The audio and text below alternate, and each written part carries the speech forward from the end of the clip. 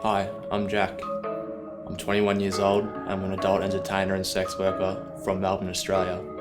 Stage name, Thomas Tommy Time Robinson.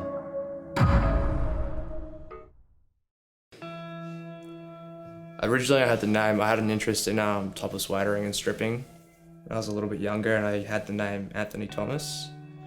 Then I had a friend that was a female escort, female adult entertainer, and we started doing this thing called doubles, where a client can book two escorts at once, a male and a female, and then you kind of present a sexual kind of show for that client while they watch. They don't really participate. So we called that Mrs. and Mrs. Robinson. Like, dear Mrs. Robinson. And then she said to me, no, you need to get rid of the name Anthony, your name's not strong enough. So it became Thomas Robinson, and we split, and I just kept the name. I think when I started my escorting career, I think I had $100, $200 in my bank account, and I just thought, yeah, let's do it. Kind of went all in and bought a phone, put a professional ad up, put some photos up, and luckily the phone rang, and then from there, with that payment from that job, invested further and started running it more like a business. What gave me the confidence to speak openly about a sex worker is probably the longer you do it, the longer I've done it, and the more different kinds of people I've met, like other sex workers and clients. Gradually, you don't care anymore.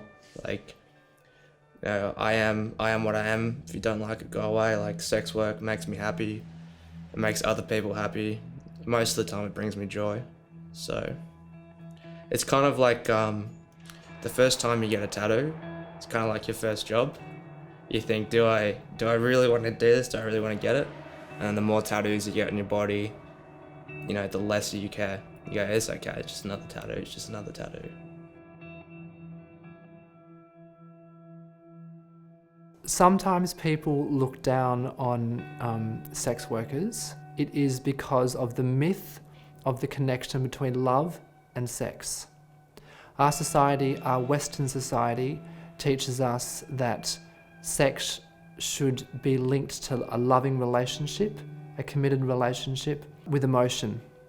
And sex workers don't conform to that assumption.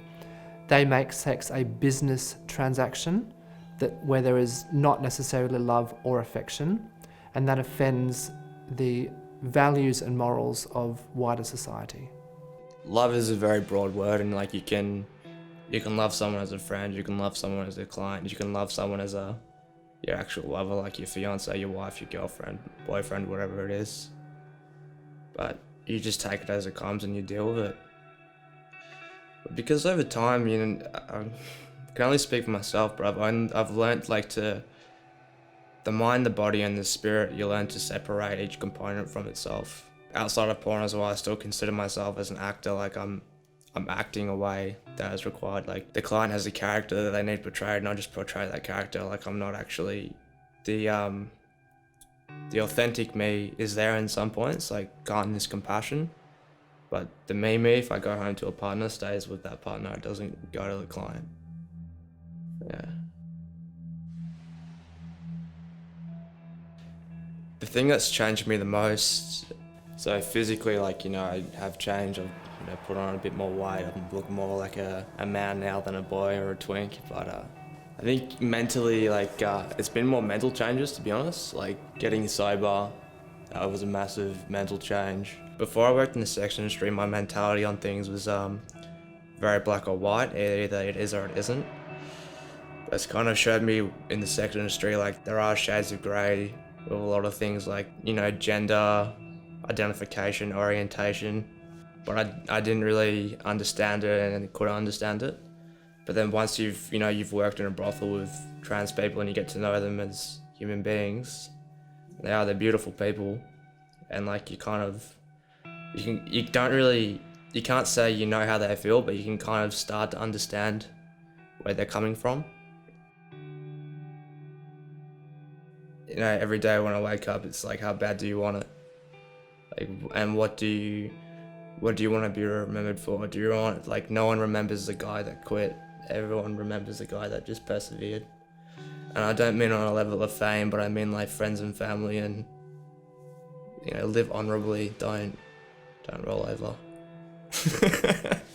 Keep rocking and rolling, but like in all seriousness, like keep grinding. Like, if you believe in your heart of hearts that you're a champion, then you're a fucking champ. When anyone else says, well, yeah, your mother, not my mother, I'm just speaking in general here, but what your mother says about you, your partner says about you, you can't do it, get a regular job. If you have a vision, achieve that vision by any means necessary. Don't bend or break for anyone. Because if you bend or break for someone else, you'll always be miserable. If you value your own values and you keep going, you'll only be miserable temporarily.